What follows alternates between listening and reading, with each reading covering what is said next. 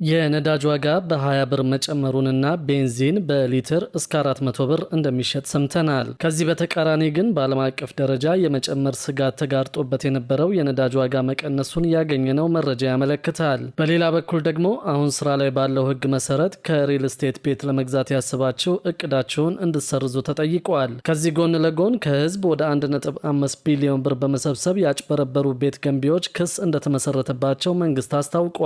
ሰላም ቤተሰቦች መረጃዎቹን የት ሀገርና የት ከተማ ሆናችሁ እየተከታተላችሁ እንደምትገኙ በሐሳብ መስጫው ላይ ጻፉልን። አሁን ዝርዝር መረጃዎቹን አንድ በአንድ ወደ እናንተ እናደርሳለን። እስከ መጨረሻው አብራችሁን ቆዩ።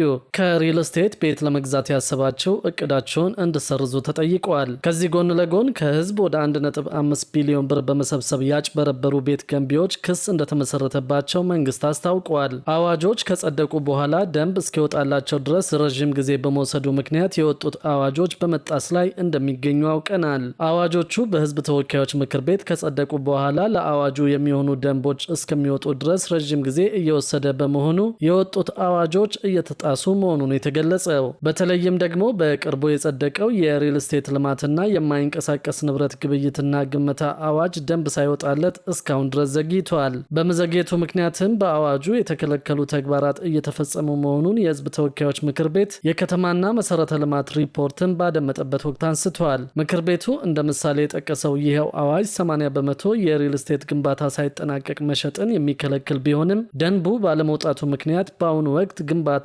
ያልተጀመረባቸው መሬቶች ሳይቀሩ እየተሸጡ እንዲሁም የተለያዩ ድርድሮች እየተካሄዱ መሆኑን አንስተዋል። አዋጆች በቶሎ ደንብ ሳይወጣላቸው በመዘግየታቸው ክፍተቶችን በመፍጠር አዋጁን የሚጥሱ አካላት እየተበራከቱ መምጣታቸው ስጋትን መፍጠሩ ታውቋል። በመሆኑም የሚመለከታቸው አካላት ደንቦችን በማፋጠን የህግ የበላይነት እንዲረጋገጥ ጥሪ መቅረቡን አውቀናል። ይሁን እንጂ የከተማና መሰረተ ልማት ሚኒስቴር በበኩሉ የሪል ስቴት ልማትና የማይንቀሳቀስ ንብረት ግብይትና ግመታ አዋጅ ዝግጅቱ ተጠናቆ እንዲጸድቅ መደረጉንና አዋጁን ተከትሎ የማስፈጸሚያ ረቂቅ ደንብ ተዘጋጅቶ ከባለድርሻ አካላት ጋር ውይይት በማድረግ ረቂቅ ደንቡን የማዳበር ስራ እየተሰራ እንደሚገኝ አስታውቀዋል። አዋጁ በመጽደቁ በሪል ስቴት አልሚዎችና በቤት ገዢዎች መካከል ለዘመናት ሳይፈቱ የቆዩ ችግሮች እየተፈቱ መምጣታቸውንና በቀጣይም አዋጁ ሲተገበር ችግሮችን መሰረታዊ በሆነ መልኩ አዎንታዊ ሚና እንደሚጫወት ተጠቅሷል። ለዚህም ሲባል ይህ ደንብ ወጥቶ ተግባራዊ እስኪደረግ ድረስ የሪል ስቴት ቤት መግዛት ብዙ መዘዝ እንደሚኖረው ተጠቁመዋል።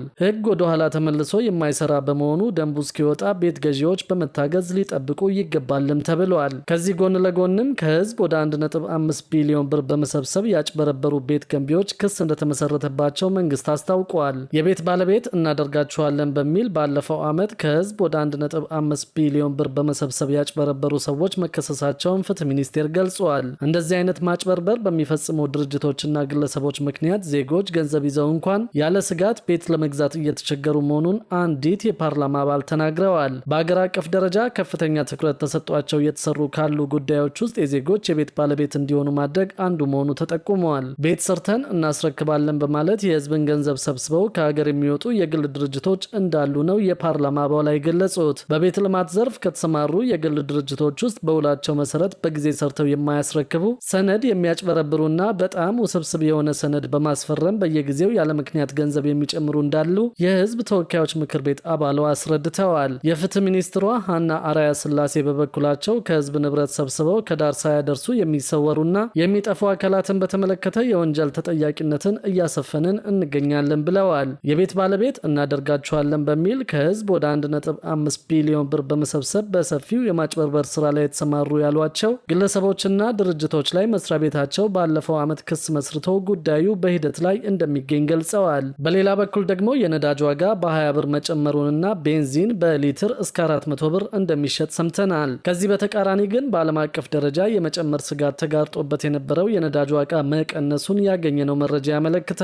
በተለያዩ አካባቢዎች የሚገኙ የነዳጅ ማደያዎች መንግስት በሊትር በተመነው ዋጋ ላይ እስከ 20 ብር ጨምረው እያስከፈሉ እንደሆነ ለማወቅ ተችሏል።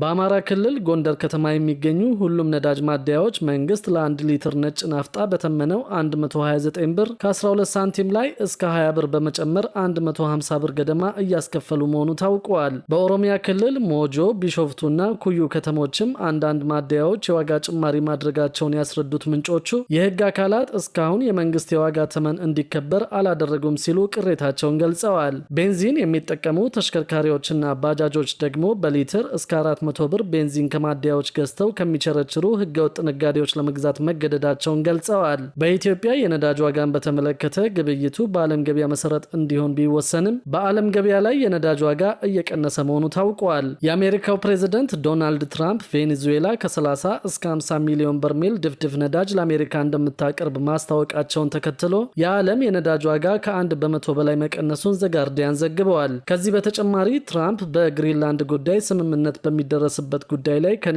አባላት ጋር ማውራታቸውንና የአውሮፓ ሀገራት ላይ የጣሉትን ታሪፍ ማንሳታቸውን ተከትሎ ዋጋው ላይ ተጽዕኖ ማሳደሩን አውቀናል። ትራምፕ በጣም ገንቢ ያሉትን ውይይት ማድረጋቸውንና ወደፊት ስምምነት የሚደረስበት ማዕቀፍ ላይ እንዳደረሳቸው ገልጸዋል። ዓለም አቀፍ መለኪያ የሆነው የብሬንት ድፍድፍ ነዳጅ ዋጋ ከአንድ በርሜል ከ$60 በታች የወረደ ሲሆን የአሜሪካ ድፍድፍ ነዳጅ ዋጋ ደግሞ በ1.5 በመቶ ቀንሶ $56.3 እንደሆነ አውቀናል። የአሜሪካው ጣልቃ ገብነት ቬኔዙዌላ ወደ ቻይና የምታደርገው የነዳጅ ኤክስፖርትን ሊያቋርጥ ይችላል የሚል ስጋትንም ፈጥሯል። የላቲን አሜሪካ ቬኔዙዌላ ከምታመርተው ድፍድፍ ነዳጅ ውስጥ 80 በመቶ የሚሆነውን ወደ ቻይና እንደምትልክ ይታወቃል። ይህም ቤጂንግ ለድፍድፍ ነዳጅ ከፍተኛ ዋጋ እንድትከፍል ሊያስገድዳትና ከዋይት ሃውስ ጋር ያለውን ውጥረት ሊያባብሰው እንደሚችል የተገመተው። የቻይና የውጭ ጉዳይ ሚኒስትር ባወጣው መግለጫ ቬኔዙዌላ በተፈጥሮ ሀብቷና በኢኮኖሚያዊ እንቅስቃሴዎቿ ላይ ሙሉና ቋሚ ሉዓላዊነት አላት ሲል አስታውቋል። አክሎም አሜሪካ ነዳጁ ለእሷ እንዲሰጥ ያቀረበችው ጥያቄ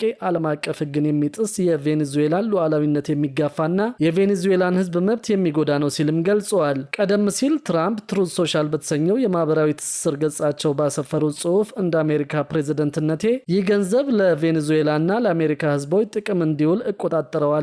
ይህ ነዳጅ በመርከብ ተጭኖ በቀጥታ በአሜሪካ ወደሚገኙ የመጫኛ ወደቦች ይመጣል ሲሉ ተናግረዋል። ከሰሞኑ ዓለም አቀፍ የነዳጅ ዋጋ በዓለም ፖለቲካ ላይ በመመስረት አንድ ጊዜ ከፍ ብሎ ሌላ ጊዜም ዝቅ እያለ እየተሸጠ እንደሚገኘው የታወቀው። በቀጣይ ቀናትን በዓለም አቀፍ ደረጃ ያለው የፖለቲካ እንቅስቃሴ በሚወሰነው መሰረት የነዳጅ ዋጋ ሊቀንስና ሊጨምር እንደሚችል ባለሙያዎች ገልጸዋል።